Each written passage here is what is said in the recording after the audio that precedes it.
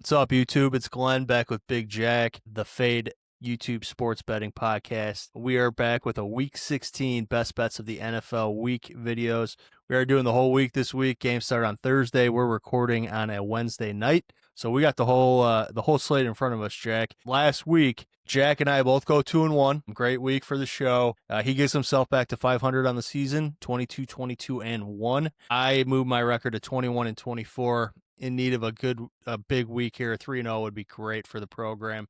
Jack, 3 weeks left to go.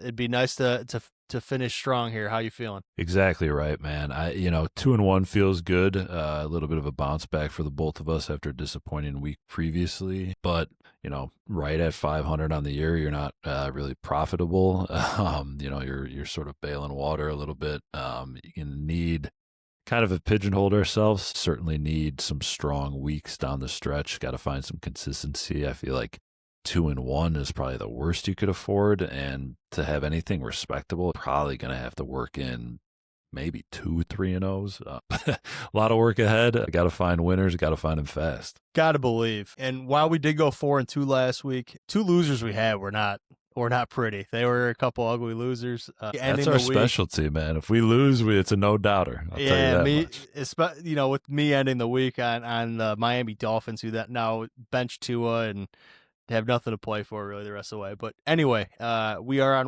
to week 16, and we got our picks lined up. So I'm gonna go ahead and get us started. I'm gonna go first with a team that I think's playing some pretty good ball in general. It's a home team this week.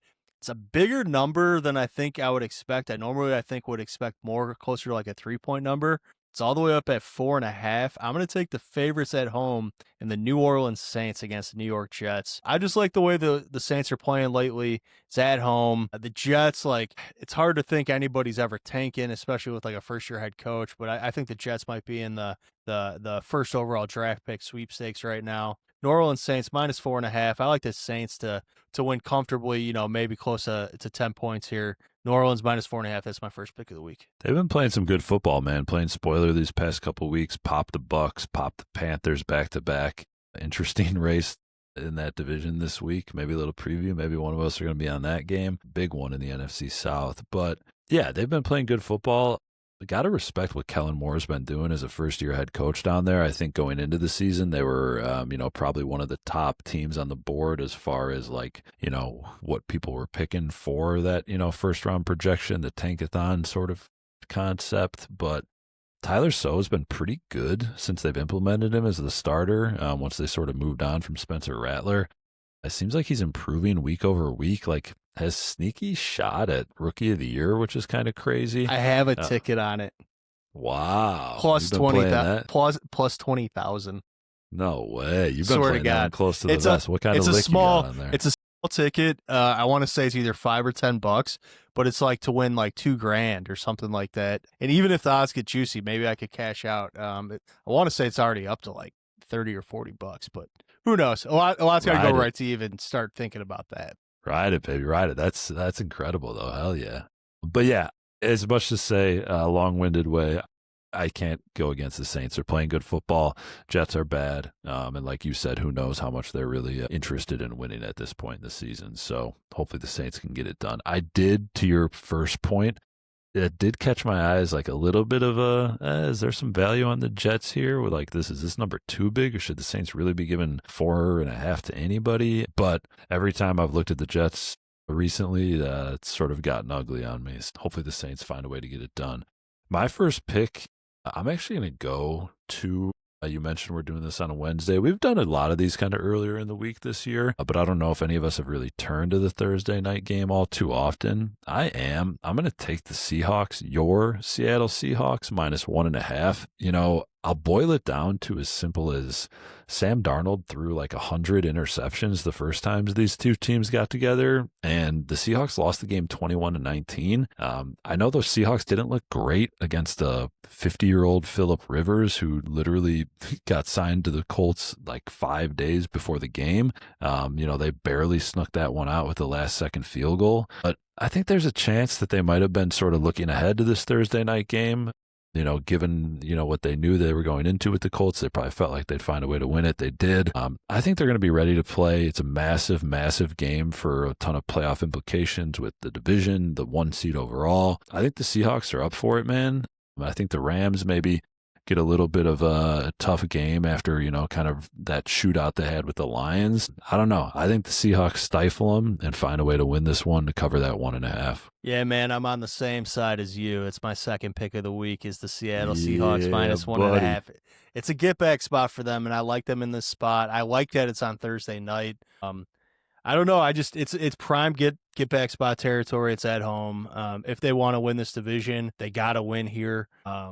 I like them. I like them minus 1.5. I think they're a good team. And to your point, my first point would have been the same exact first point you made. They almost won that first matchup, and Sam Darnold threw 4 picks. I just don't think he's going to do that again. I know the narrative is he struggles with the LA Rams defense, and maybe it's true.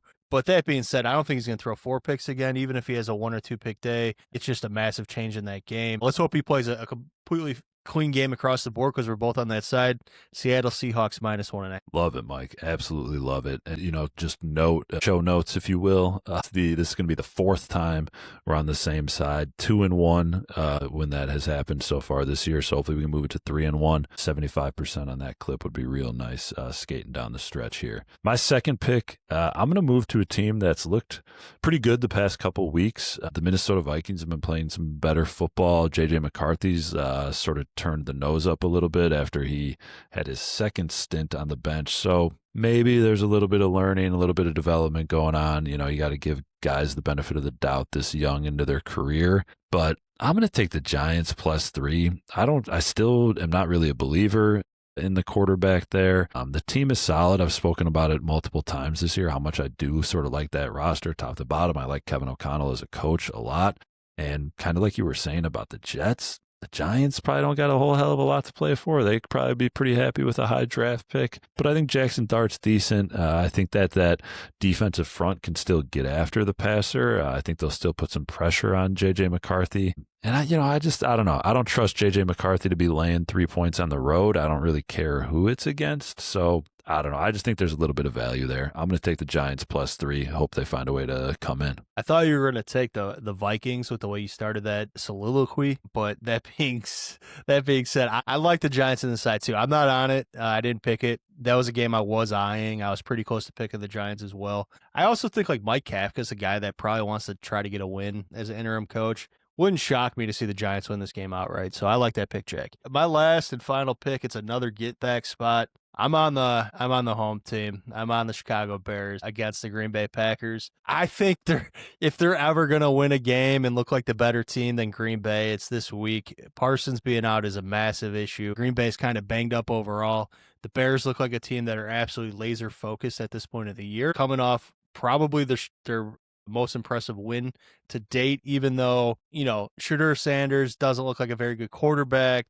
The weather was like frigid cold. Like there are some things you could say about the win, but to kind of do what they wanted to do against that Cleveland front that is still tough, and they just looked like a laser focused team overall. I like them to get the get back and to beat the Packers at home. Bears money line essentially because it's a pick 'em right now. Bears money line. Love it. Absolutely love that one. I know I mentioned it to you earlier in the week.